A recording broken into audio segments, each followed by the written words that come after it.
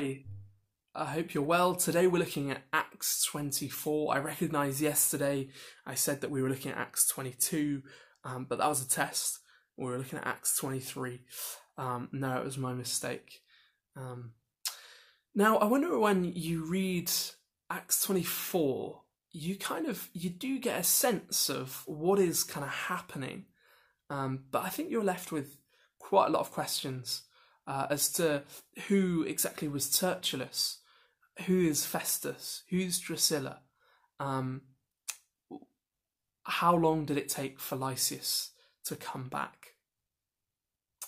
Now, Tertullus was he was trained. He was a professional advocate, and so he was trained a bit like lawyers to present cases, but he was also trained in the art of flattery.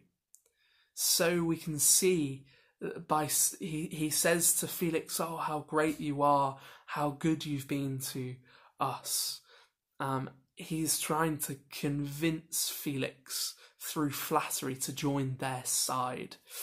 And you can kind of compare that with Paul, who sort of takes a nod towards that custom, but by no means to the scale of Tertullus.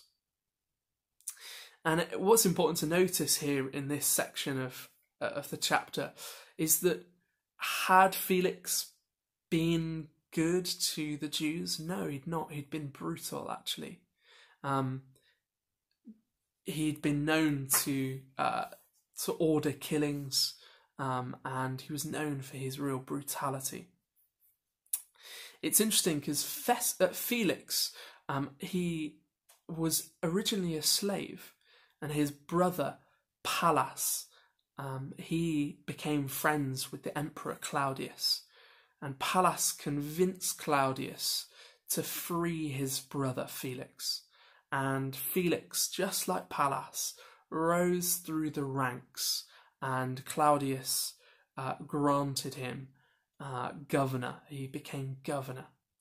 But what's really interesting is that Roman historian Tacitus writes this about Felix.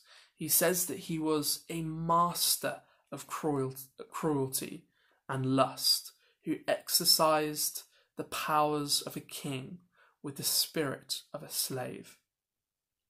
What's really interesting is that, as we will see tomorrow, Festus was a lot more brutal than Felix, and it's in this instance we can see that Felix was scared of this case, because it's evident through his indecision.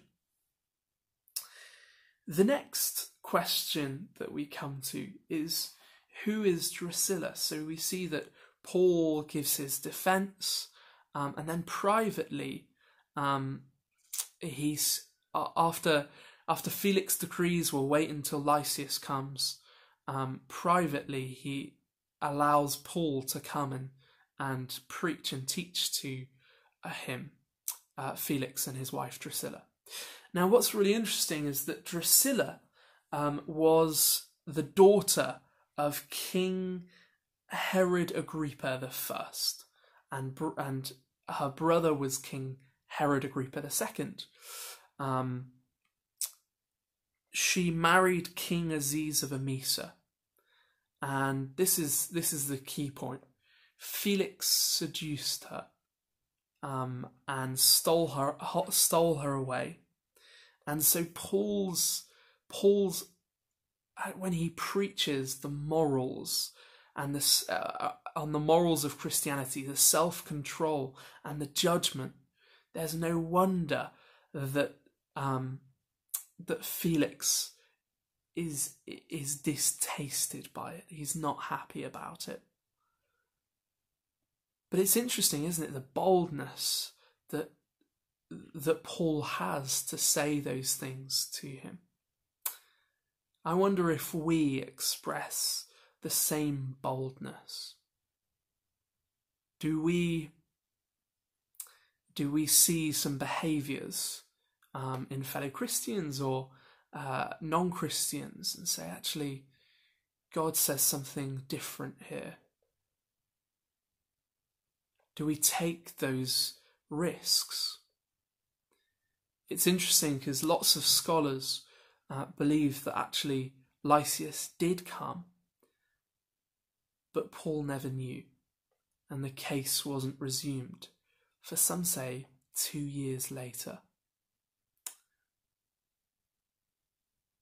So I'd encourage you today to take this to God and discern, Lord, am I taking risks for you? I hope that encourages you. Have a great day. See you tomorrow for the final video on Acts that I'm doing. See you. Bye.